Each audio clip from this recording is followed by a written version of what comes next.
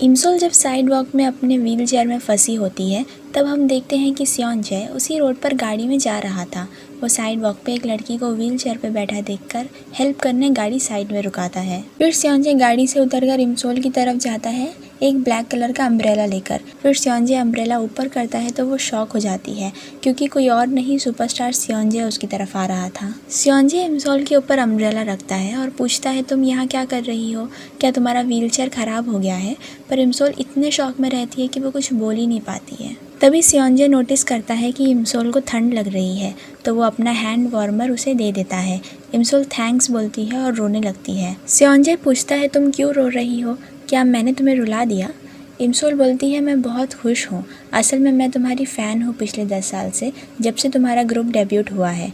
स्योनजे thanks बोलता है तो इमसोल बोलती है थैंक्स तो मुझे बोलना चाहिए, और मन में बोलती है क्योंकि तुमने मुझे दोबारा जीने के लिए मोटिवेट किया था।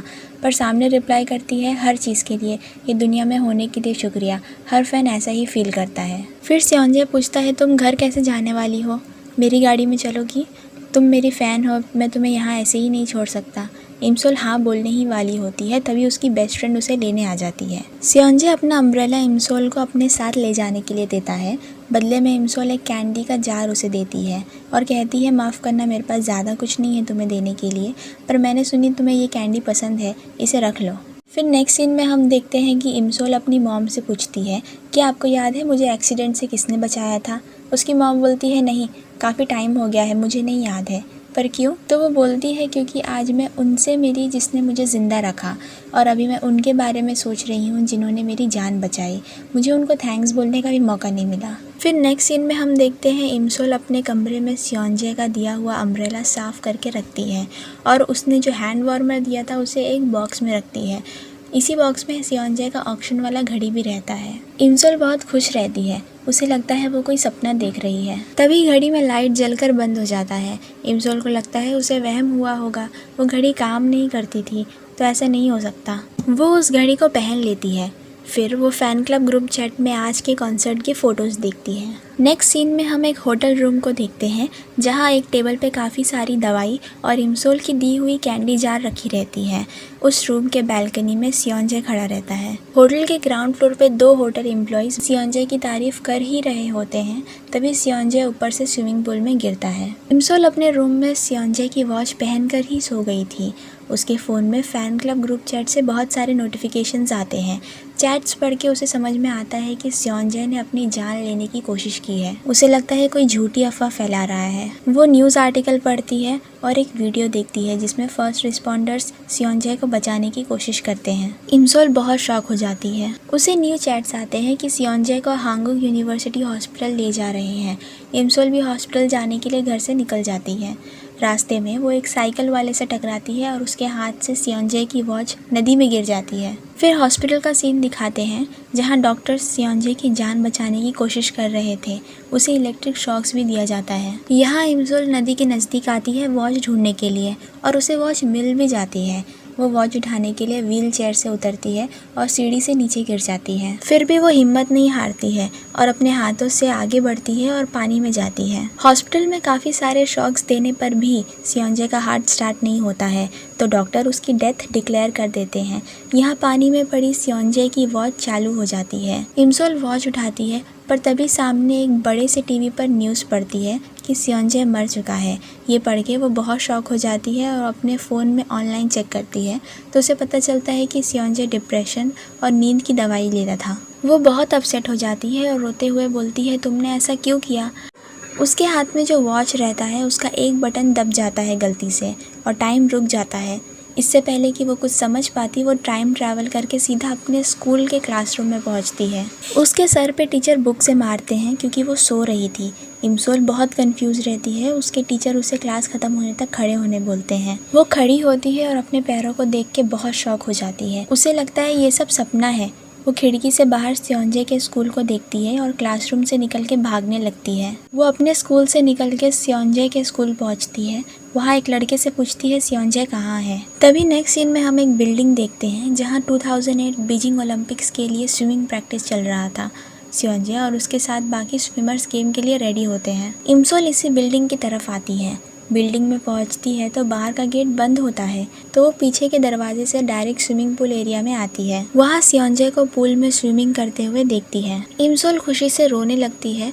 वो सियोंजे के पास भागते हुए जाती है और उसे गले लगाती है। सियोंजे पूछता है तुम कौन हो और उसे अपने से दूर करने की कोशिश करता है। इमसोल बोलती है तुम अपनी ज़िंदगी में कितने मुश्किल से गुजर रहे थे और किसी को बता भी नहीं सकते थे। तुम कितने दुख से गुजर रहे थे, मैं समझ ही नहीं पाई। मैं तुमसे बहुत प्यार करती हूँ। तभी सिक्योरिटी गार्ड आते हैं और इमसोल को उठा के बिल्डिंग से निकाल देते हैं। वो उसे बोलते हैं ये एक टॉप सीक्रेट गेम है, इसके बारे में किसी को बताना मत। फिर भी वो अंदर जाने की कोशिश करती है और गिर जाती है। उसका पैर दुखने लगता है। वो बहुत कंफ्यूज हो जाती है क्योंकि अगर ये सपना है तो दुखना नहीं चाहिए। फिर वो फुटपाथ पे चलती रहती है और सोचती है मैं ये सपने से उठ क्यों नहीं रही हूँ। कहीं सियोंजे की वॉच ढूंढते हुए पानी में मैं मर तो नहीं गई। तभी वो सामने एक ब्रिज देखती है। उसे स्पिरिचुअल लेडी की बात याद आती है कि इंसान के मरने के बाद उसकी आत्मा ब्रिज क्रॉस करके दूसरी दुनिया में जाती है। सियोंजे भी प्रैक्टिस के बाद उसी ब्रिज से जाने के लिए ब्रिज के पास आता है तो इमसोल को ब्रिज के स्टार्टिंग पे बैठा देखता है। वो पूछता है तुम क्या कर रही हो यहाँ पे। वो कुछ रिप्लाई नहीं करती है। सियोंजे इमसोल के हाथ को टच करता है तो वो जमीन पे गिर जाती है और बोलती है हम सब मर चुके हैं ना, तुम भूत हो ना। सियोंजे ज़मीन पर से इमसोल की वॉच उठाता है। इमसोल बोलती है तुम सच में सियोंजे हो, मतलब हम सब मर चुके हैं, और फिर रोने लगती है। सियोंजे घड़ी वापस करता है और कहता है मेरे पास भी एक ऐसी ही घड़ी है। इमसोल कहती है रख लो, ये तुम्हारी ही घड़ी है। हम दोनों ये ब्रिज साथ में क्रॉस करते हैं, और फिर रोने लगती है ये कह के कि मेरी मॉम और दादी का क्या होगा। फिर वो सियोंजे से कहती है हमने अभी तक ये ब्रिज क्रॉस नहीं किया है, वापस जाने का कोई ना कोई तरीका ज़रूर होगा, तुम ये ब्रिज क्रॉस नहीं कर सकते। सियोंजे कहता है मुझे घर जाने के लिए ये ब्रिज क्रॉस करना पड़ेगा, और फिर वो ब्रिज की तरफ जाने लगता है। इमसोल उसे पकड़कर रोक देती है और कहती है ब्रिज मत क्रॉस करो, हम साथ में जिएंगे। सियोंजे घबरा जाता है और एक टैक्सी में बैठकर ब्रिज क्रॉस कर लेता है। तो इमसोल कंफ्यूज हो जाती है कि एक टैक्सी लेकर दूसरी दुनिया में कौन जाता है। फिर इमसोल को मॉम का कॉल आता है। वो गुस्से में कहती है मैंने सुना तुम स्कूल से भाग गई, जल्दी घर आओ। अगर तुम 1 घंटे में घर नहीं आई तो मैं तुम्हें नर्क जाने वाली ट्रेन में बैठा के भेज दूँगी। फिर नेक्स्ट सीन में हम सियोंजे को अपने कमरे में आते हुए देखते हैं।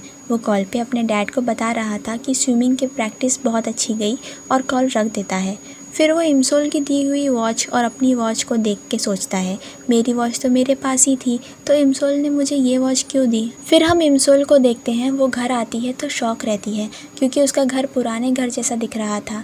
उसकी मॉम एक DVD शॉप चलाती थी। वो अंदर जाके अपनी मॉम से मिलती है जो काफ़ी यंग लग रही थी। उसकी मॉम बहुत गुस्सा रहती है और पूछती है तुम स्कूल से कहाँ भाग गई थी, ये तुम्हारा हाई स्कूल का लास्ट ईयर है और तुम ऐसा कर रही हो, और फिर उसे मारने लगती हैं। फिर इमसोल अपनी ग्रैंडमा से मिलती हैं जिन्हें अभी तक भूलने की बीमारी नहीं हुई है। वो खुशी से रोने लगती है। फिर वो अपने कमरे में आती है और अपने पुराने सामान को देख के बहुत खुश हो जाती है। वो कैलेंडर में डेट देखती है जून 2008 का, जो उसके एक्सीडेंट से पहले का टाइम रहता है। वो अपने एक्सीडेंट वाले दिन को याद करती है और अपने पैरों को पकड़ के रोने लगती है। फिर वो अपनी मॉम और ग्रैंडमा के पास जाके सोती है, ये सोच के कि अगर ये सपना हुआ तो शायद कल सुबह तक ख़त्म हो जाए। सुबह जब उसकी आँख खुलती है तो वो अपने पैरों को उठा नहीं पाती है। उसे लगता है कि वो सच में सपना देख रही थी, पर असल में उसका भाई उसके पैरों पर सोया हुआ रहता है। वो उसे पैर से धक्का मार के दूर करती है और खड़े होकर देखती है कि उसके पैर ठीक है, और खुश होकर अपने भाई को गले लगाने लगती है। फिर वो तैयार होकर स्कूल के लिए निकल जाती है। नेक्स्ट सीन में हम सियोंजे को देखते हैं जो इमसोल की वॉच वापस करने इमसोल के स्कूल आया रहता है। इमसोल सियोंजे को स्कूल में देखती है तो उसे उसके मरने की न्यूज़ याद आती है और वो रोने लगती है। फिर बारिश शुरू हो जाती है। सियोंजे अपना अम्ब्रेला ओपन करता है। वो इमसोल को देखता है और उसके पास आता है और अम्ब्रेला इमसोल के ऊपर रखता है। फिर पूछता है तुम क्यों रो रही हो। यहाँ एपिसोड 1 ख़त्म हो जाता है। So have you ever felt betrayed? Switches